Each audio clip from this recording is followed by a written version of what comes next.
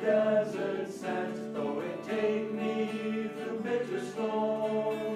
In my heart, Lord, ever so silently, I will always think of Thee. In my heart, Lord, ever so silently, I will always think of Thee. When I'm working and many them people, there come victory or no defeat.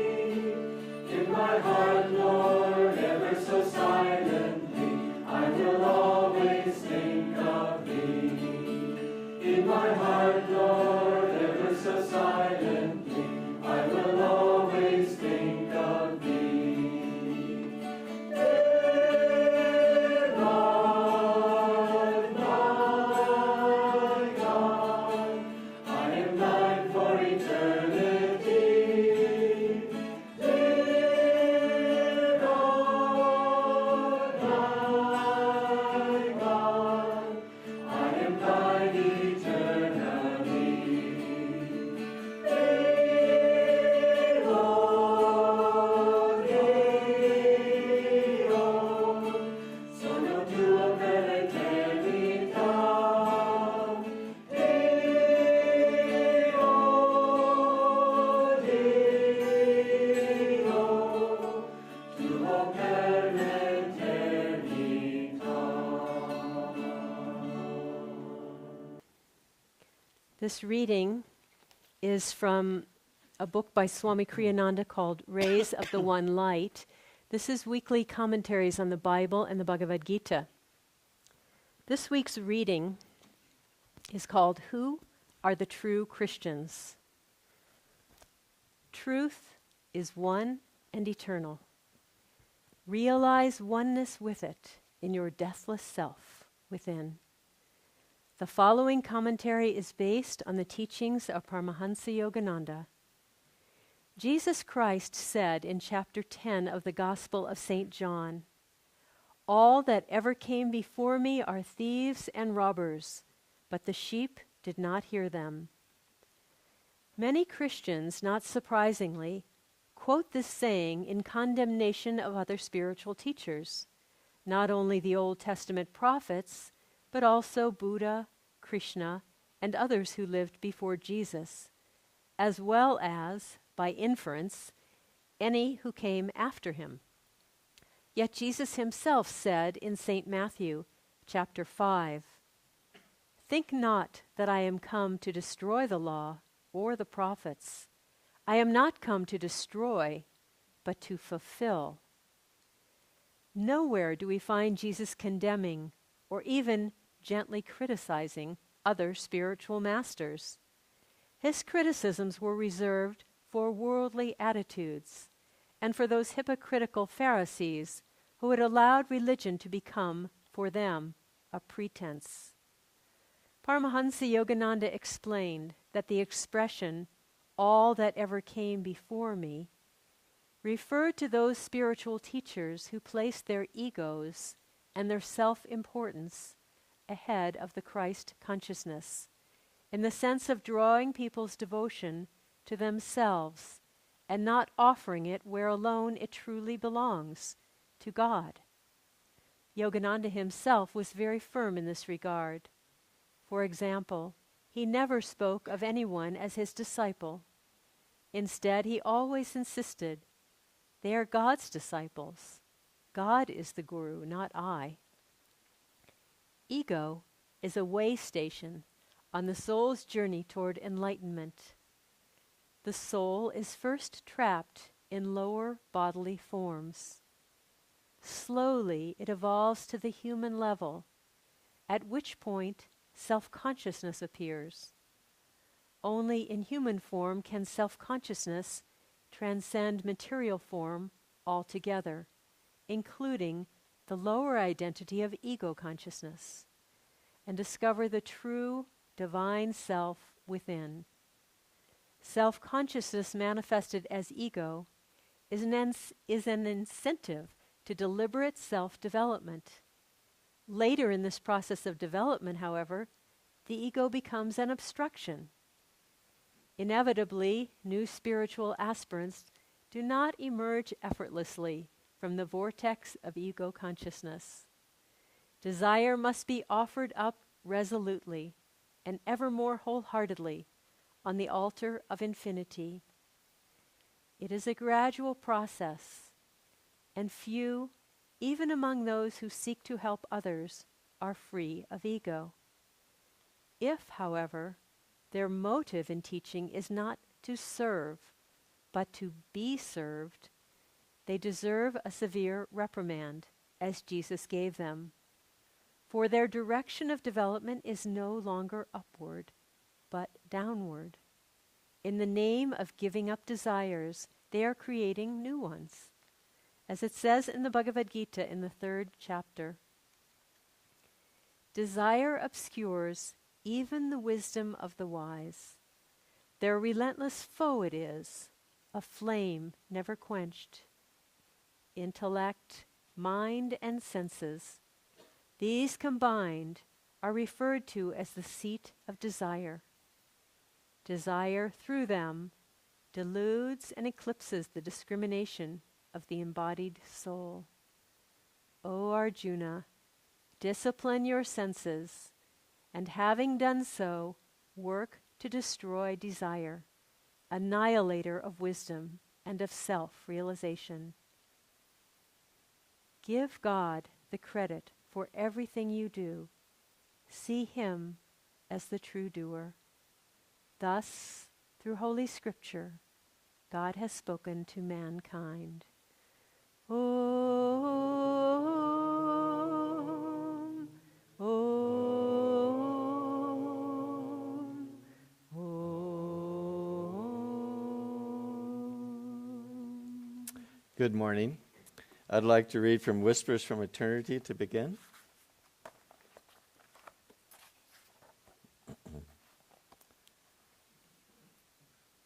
I want to use my own will, but guide it ever, Father, toward the golden paradise of all fulfillment. For I would be infinity's smiling child, confident of being in prison no longer, behind bars of fruitless desire and withered hopes. Oh, my little vain ego may strut proudly, saying, behold my glory, worship me. But I will look through its transparent form and behold thine unimaginable beauty, clothed in the subtle form of the whole universe. The silent tune hearing of my soul will ignore that tiny boasting masquerader, my little self impersonating thee, and will listen blissfully to the wind-borne fragrant music of thy own matchless voice, whispering across the ages, I am he.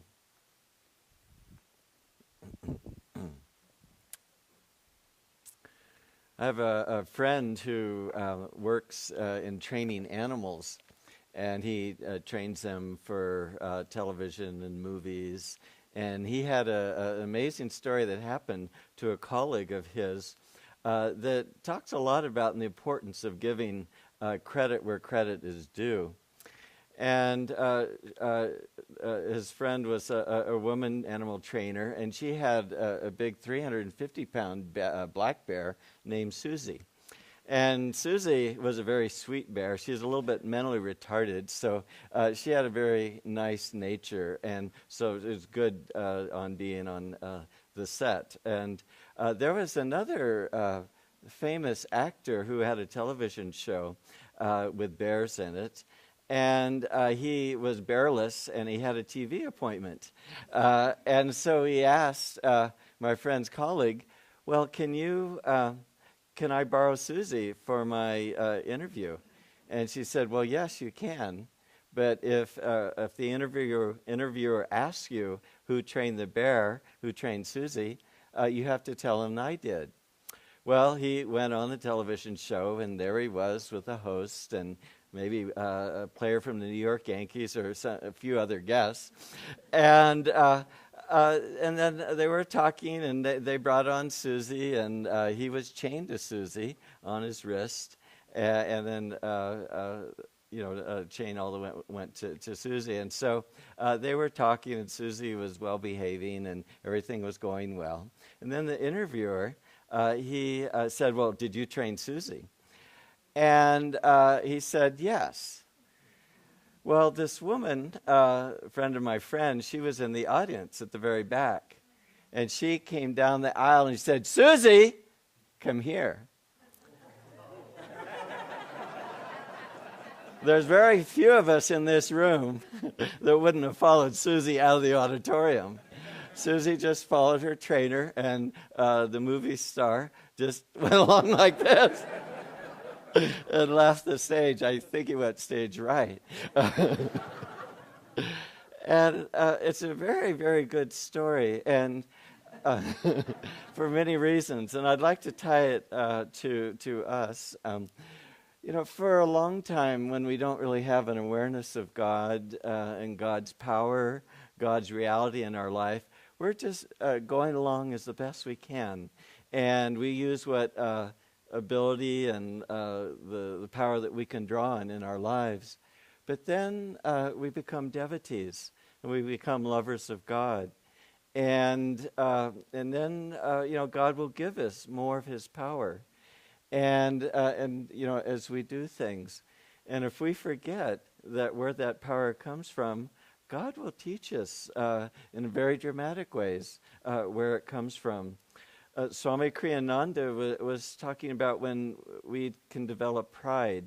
You could have a sense of pride for maybe where you live or various kinds of things. But he said the only pride that you really have to worry about is spiritual pride, because that's based on a true reality. And that's the hardest kind of pride to overcome.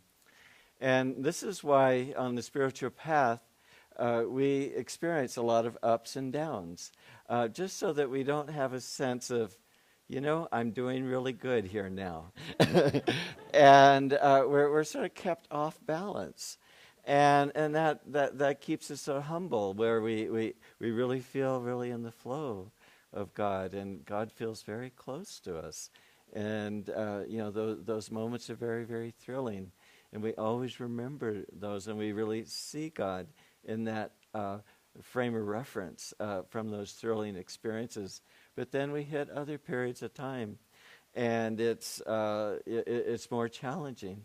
And this just keeps us with having a healthy perspective. There's a story of two fleas. One was named Antoine, and the other one was named Nathaniel. And they hitched a ride on a big elephant. And they were kind of tucked in where the yoke was along the elephant, and they were going along pretty good and feeling a great sense of kind of power in their lives. And then the elephant walked over a bridge, and Antoine said, "Nate, we're really shaking that bridge, aren't we?" and that's how we are.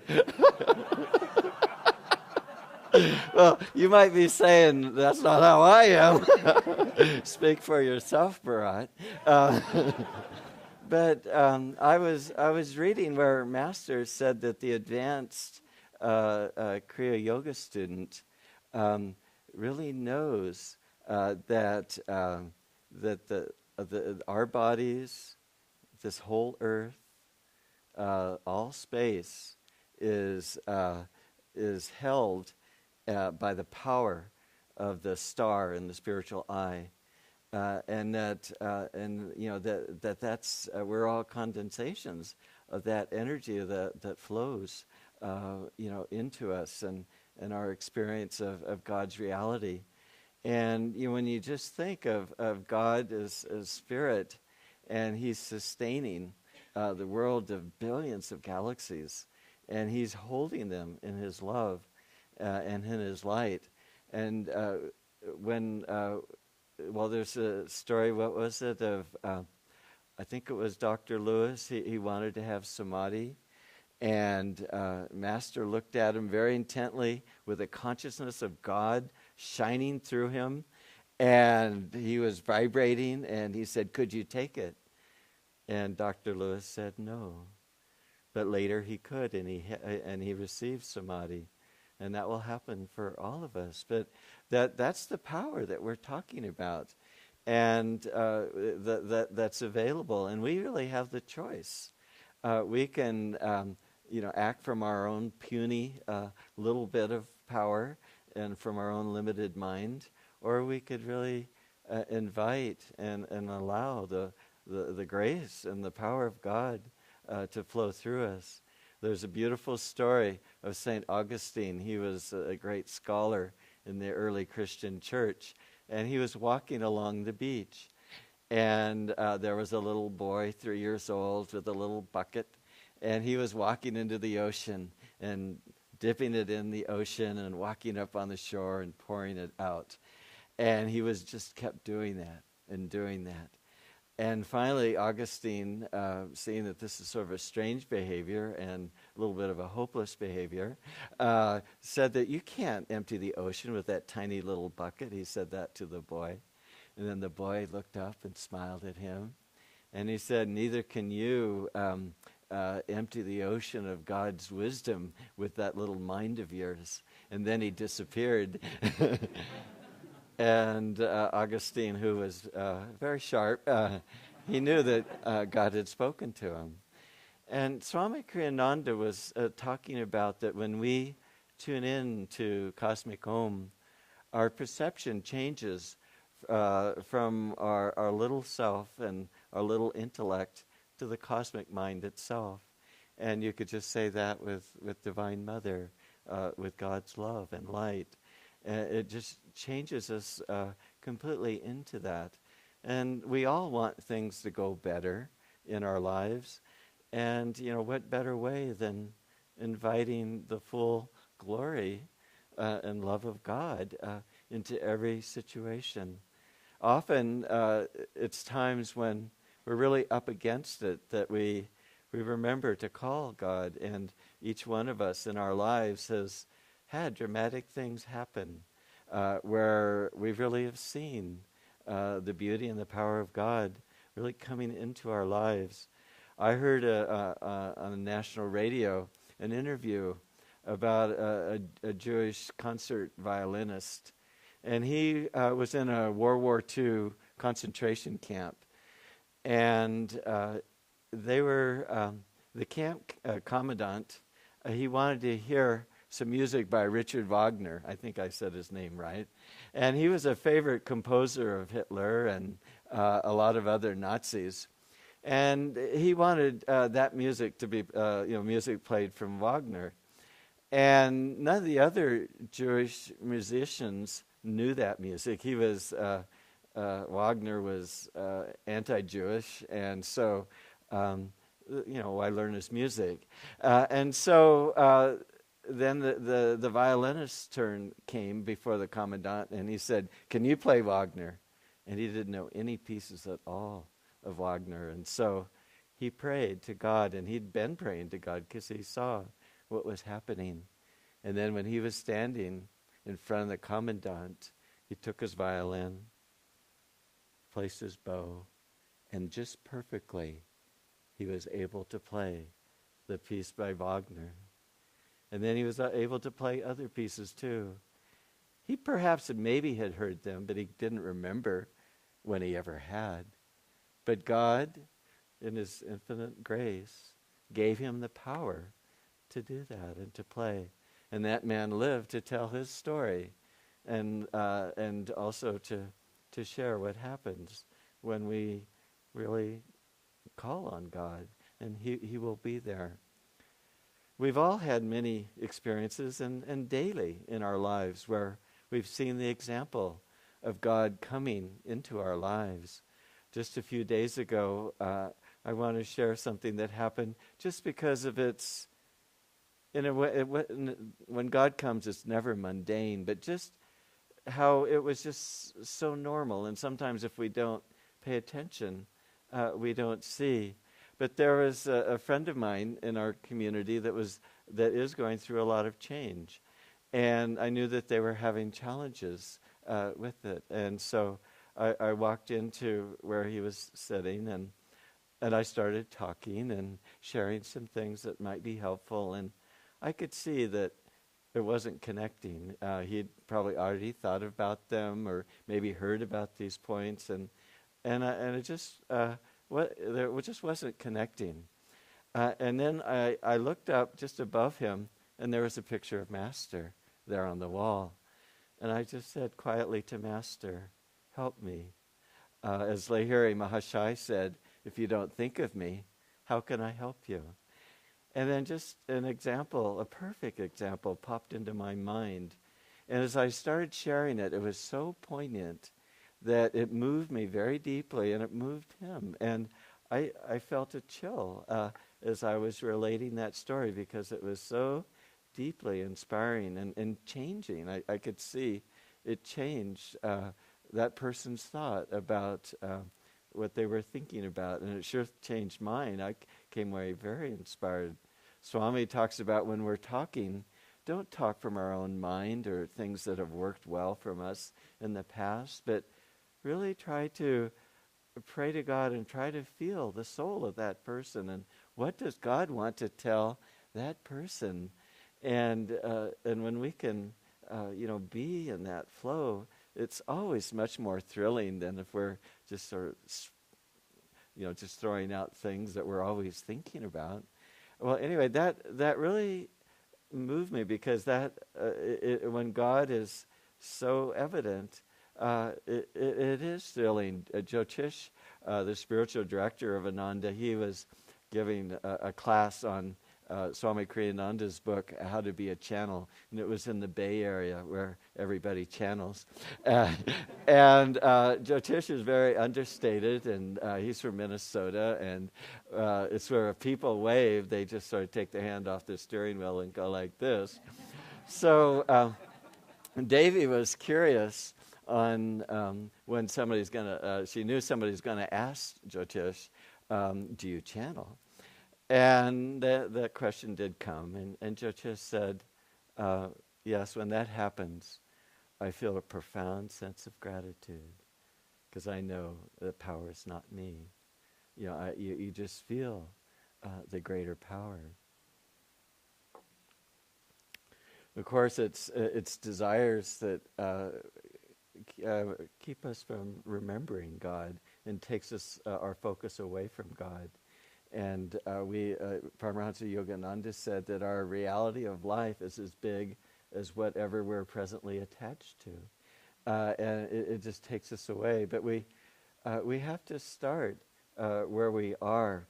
There was a amusing prayer that I read yesterday on the internet, and I'd like to read it to you. Dear Lord, so far today I haven't gossiped, lost my temper, been greedy, nasty, selfish, or overindulgent. I'm really glad about that. But in a few minutes, dear God, I'm going to be getting out of bed.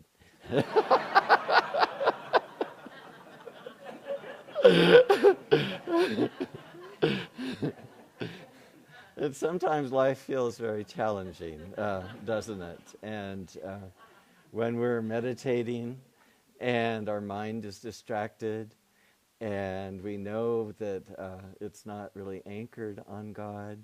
But Teresa of Avila said something really beautiful when she said that if all you've done is fought distractions, that is a very, very good meditation. And so the spiritual path is a one of hand-to-hand combat, and where we're just pulling away from our natural impulses, and over and over again, over and over again. But as the Masters promise us, it will become, and does become, effortlessly liberating. Once we have achieved those victories, whenever we have a deeply inspiring experience, it's not what we've done at that time. It's of all the work that we've done, all the battles we fought, just to really stay in the consciousness of God. There's a wonderful story told by Swami Ramdas, the Indian Swami, And it was about a great king who had a slave. And this slave loved his king so much and would do anything for his king, and did. And the king, seeing his devotion, made him one of the ministers in his court. And then after a while, seeing his loyal service, he made him the prime minister. Well, all the other ministers in his court, seeing him progress and advance so quickly, and knowing that they had a much higher noble birth, were really upset. And they went and they complained to the king about this, and about how the prime minister now was the head minister. And so the prime minister said, in 1 week, I would like you all to come to my rest house in the garden that's 5 miles away from the town. And I will tell you then. And we will meet me there at 4 p.m. And so during that week, the king, he met with his stonemasons and carpenters, and he had built along the 5-mile route all kinds of restaurants and shops that had all kinds of beautiful articles, and places of entertainment and music, and all along here. And then the day that they were all to meet the king, everybody, you had to walk along this route. Well, the prime minister, he was so excited to see his king that he just walked down the road and just kept on going, didn't look left or right. But all the other ministers, they would look at these shops, and they were just so fascinating, and everything was free, and the restaurants were free, and the food was very good. And so they would stop, and, I have enough time to meet the king. But then they get entranced by this other shop, and it just happened to all the ministers. Well, the prime minister, he arrived an hour early. And was there at the rest house with the king. But then the other ministers, they sort of dribbled in, and some were half an hour late, others were 2 hours late, some didn't even arrive at all.